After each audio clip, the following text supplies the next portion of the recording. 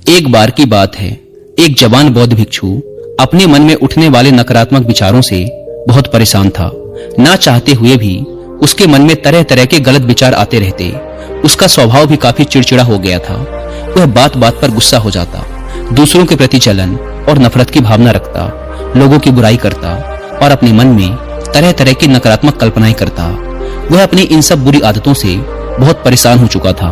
उसने बहुत से तरीके आजमाए, बहुत प्रयास किया अपने अंदर के इन बुरे विचारों को खत्म करने का, लेकिन कोई भी तरीका काम नहीं कर रहा था। अंततः एक दिन परेशान होकर उसने अपने गुरु के पास जाने का निर्णय किया। गुरु एक बहुत ही बुद्धिमान और आत्मज्ञानी व्यक्ति थे। जवान भिक्षु ने गुरु से पूछा, गुरुदेव, मैं अपने मन से इन नकारात्मक विचारों को कैसे खत्म कर सकता हूँ? गुरु ने उत्तर देते हुए कहा, नकारात्मक विचार बादलों की तरह होते हैं जो कि साफ आसमान को धुंधला बना देते हैं। अगर तुम्हें साफ आसमान देखना है तो पहले इन बादलों को हटाना पड़ेगा।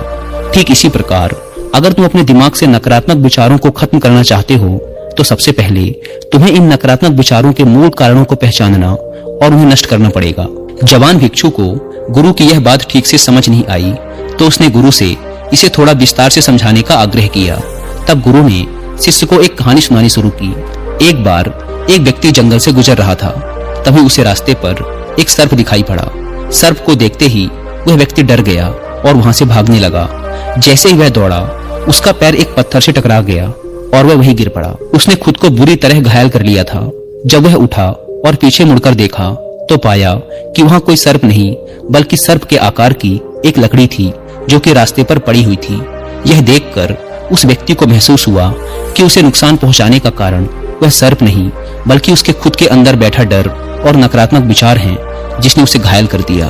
कहानी खत्म करते हुए गुरु ने उस जवान भिक्षु से कहा, मन के नकारात्मक विचार इस कहानी के सर्प की भांति हैं जो तुम्हारी परेशानी का मूल कारण नहीं है बल्कि तुम्हारी समस्या का मूल कारण तुम्हारे अंदर बैठा डर, हीन भावनाएं और अतीत के बुरे अनुभव हैं जो कि नकारात्मक विचार, गुस्सा और द्वेष के रूप में बाहर आते हैं।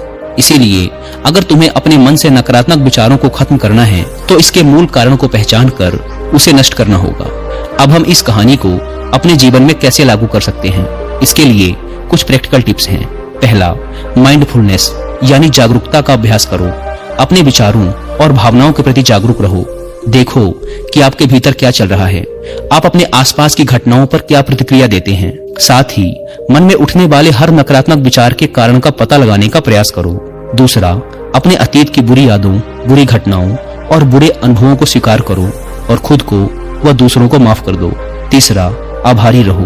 अपने जीवन के सकारात्मक पक्ष पर अपना ध्यान केंद्रित करो और आपके पास जो कुछ भी है उसके लिए इस ब्रह्मांड का आभार व्यक्त करो। आभार व्यक्त करना हमारे नजरिए को सकारात्मक बनाता है और हमारे अंदर से नकारात्मक भावनाओं को खत्म करता है। चौथा, दयालु बनो, खुद के प्रति भी और दूसरों के प्रति भी, क्योंकि नकारात्मक विचार अक्सर अंदर ही अंदर खुद की बुराई और तुलना करने से पैदा होते हैं।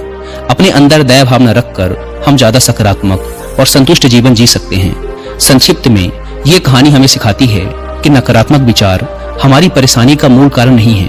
असल समस्या तो हमारे भीतर गहराई में छुपी हुई है।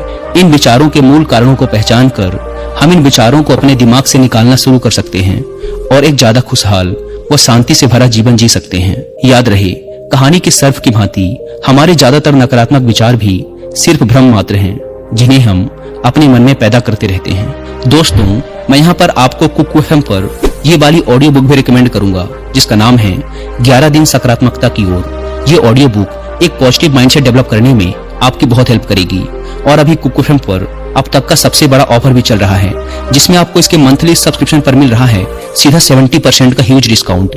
यानी आपको इसके फर्स्ट मंथ का सब्सक्रिप्शन पड़ेगा 99 की बजाय सिर्फ 29 रुपीज का अगर आप यूज करते हैं कूपन कोड SALE70। लेकिन यह ऑफर सिर्फ आज रात 12 बजे तक ही वैलिड है, इसलिए देर न करें और इस ऑफर का फायदा उठाएं। ऐप को डाउनलोड करने की link description and first comment पर मिल जाएगी। धन्यवाद।